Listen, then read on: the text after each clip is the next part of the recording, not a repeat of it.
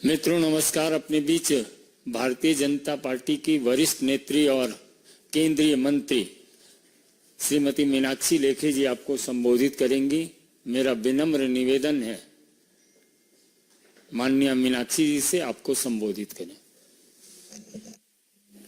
बहुत बहुत धन्यवाद संजय भाई। मित्रों, जैसा कि आप जानते हैं कि कुछ लोगों ने दिल्ली को वेंटिलेटर पर डाल दिया है और लगातार दिल्ली को अव्यवस्थित करने के लिए जो लोग जिम्मेवार हैं, भ्रष्टाचार और ड्रामा जो है वो घंघोर है और इनकी जो मैनेजमेंट की व्यवस्थाएं हैं वो कमजोर हैं, जिसका एक दृश्य कल भी देखने को मिला कोर्ट कचहरी के अंदर कि कोर्ट ने कहा कि 6 सीटी स्कैन की मशीन्स हैं दिल्ली में 3 करोड़ की आबादी पर, और जब एफिडेविट को चेक किया गया तो वो एफिडेविट भी झूठा पाया गया। लगातार वो लोग जो ईमानदारी कट्टर ईमानदार कहकर अपनी जगह पर बनाए थे और वायदा किया था, वही लोग कहीं ना कहीं भ्रष्टाचार की परिभाषा बन गए हैं और ऐसा हमें लगातार देखने को मिल रहा है।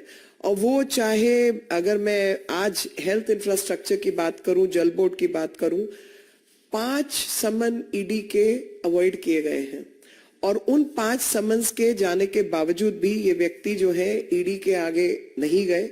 और किसी भी स्वास्थ्य सेवाएं जो है किसी भी राज्य की रीढ़ की हड्डी होती है और ऐसी रीढ़ की हड्डी को मजबूत करने की बजाय लगातार बर्बाद करने का काम किया।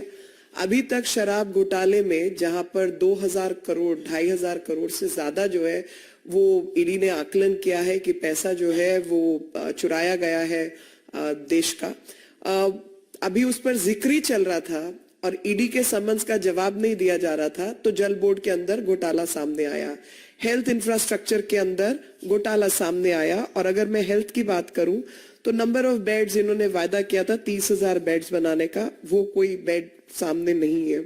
इन्होंने वायदा किया था कि इंश्योर करेंगे कि जो इंटरनेशनल स्टैंडर्ड्स हैं 5 बेड प्रति 1000 लोगों के ऊपर, वो 2.5 बेड भी प्रति 1000 लोगों के ऊपर नहीं है।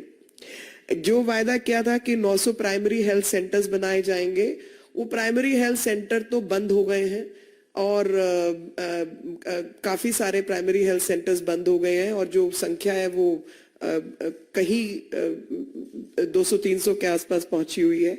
और जो प्राइमरी हेल्थ सेंटर की जगह पर सब हेल्थ सेंटर्स के नाम पे वो मोहल्ला क्लिनिक जो है वो बनाए गए और एक एक जो टिन शेड कहूंगी मैं, जो माचिस की डिब्बियों के बराबर जो इन्होंने पोटा कैबिन बनाए हैं, वो भी 50-50 लाख 40-45 लाख का एक एक खर्चा इन्होंने बताया है।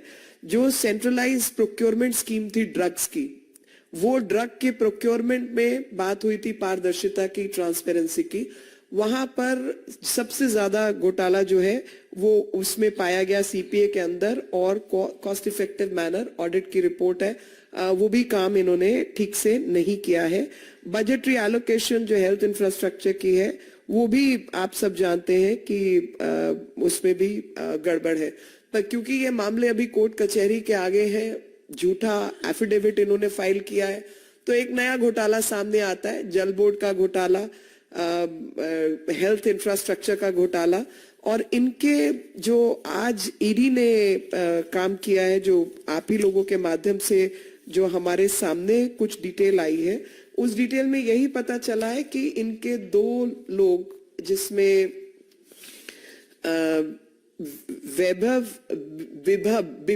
विभव कुमार और शलभ कुमार, साथ में एनडी गुप्ता जो ट्रेजरर हैं आम आदमी पार्टी के, ऐसे कई लोगों के यहाँ लोकेशंस में दिल्ली जल बोर्ड संबंधित और ईडी संबंधित घोटाले में इनके यहाँ पर रेड्स जो है वो चल रही हैं।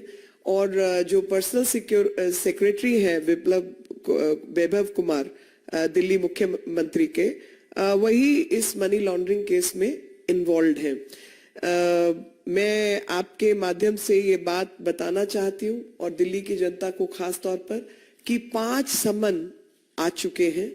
5 समन्स में से एक भी इन्होंने अटेंड नहीं किया है और लगातार झूठ की व्यवस्था इन्होंने कायम की है और एक ही प्रश्न है कि जब आतिशी मरलेना प्रेस कॉन्फ्रेंस करती हैं, वो तमाम इधर उधर की बात जरूर कर रही हैं, लेकिन ये नहीं बता रही कि अरविंद केजरीवाल ईडी के सम्मन के जवाब में ईडी के सामने कौन सी तारीख को कितने समय पर पेश होने जा रहे हैं।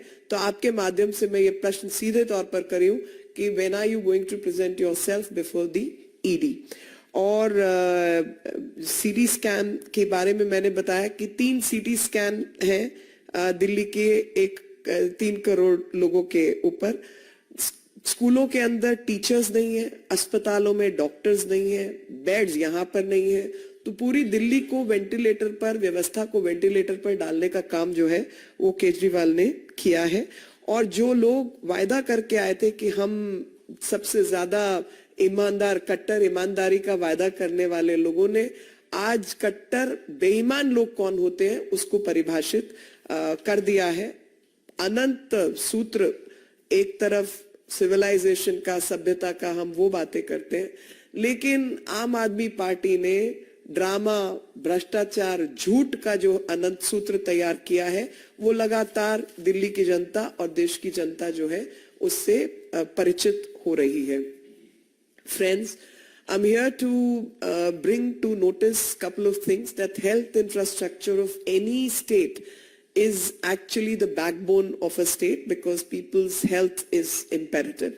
Considering all the efforts central government is making, Delhi government is falling short of its efforts, and they have put the entire governance model on the ventilator. Delhi's governance model is basically has been put on the ventilator. ED has summoned 5th time the Chief Minister of Delhi, and after his summons, avoiding summons for the 5th time, my straight question is, when a minister like Atishi Marlena comes and holds a press conference and does every other thing, ask questions of all kinds, but refuses to answer as to on which date, at what time, Chief Minister of Delhi, Arvind Kejriwal, is going to present himself before the ED because he is avoiding the summons. There were close to 1,000 primary health centers in Delhi, which have been undermined and have been shut down, have been closed, and only a minuscule number, a few hundred, is left in the city. And only sub-health centers is what you get to see in the form of Mohalla clinic, and each porta cabin's cost has been rated above 40 lakhs, 50 lakhs is what you pay for these matchbox kind of institutions, infrastructure. 45 to 50 plus lakhs is what has been spent. So there is another scam in the offing. While the ED's summon pertain to the issues of liquor scam, where they have tried to drown the entire city in alcohol and liquor. The Delhi excise policy is the biggest scam which one can think of. But while the Chief Minister is avoiding answering the ED summons on the Delhi liquor scam, another scam came to the front, and that scam happened to be the Delhi Jal Board scam. And post Jal Board scam, yesterday only, before the Delhi High Court, they have been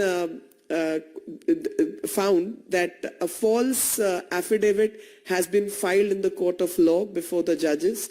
The false affidavit contains some remarks regarding the procurement processes, where the audit report has found the central procurement processes is violative of law, and the drugs which are procured are substandard and are also not in terms of the regulations which need to be obeyed and adhered to.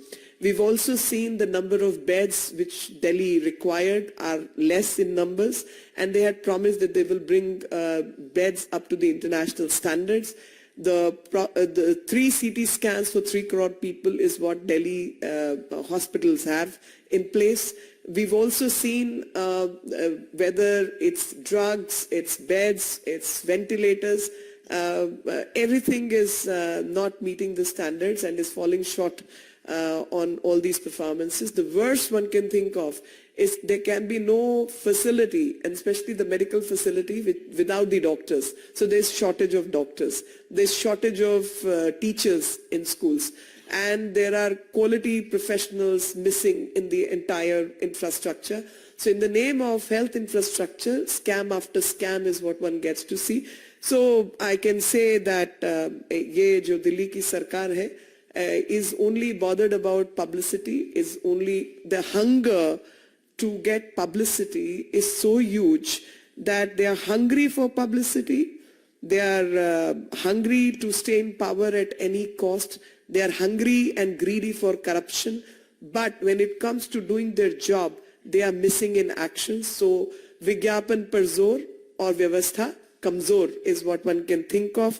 One can also think that Bhrashtachar or drama जो है वो पुरजोर और गंगोर, ये सब गंगोर और पुरजोर drama और भ्रष्टाचार जो है उसका सिलसिला चारों तरफ मिलता है.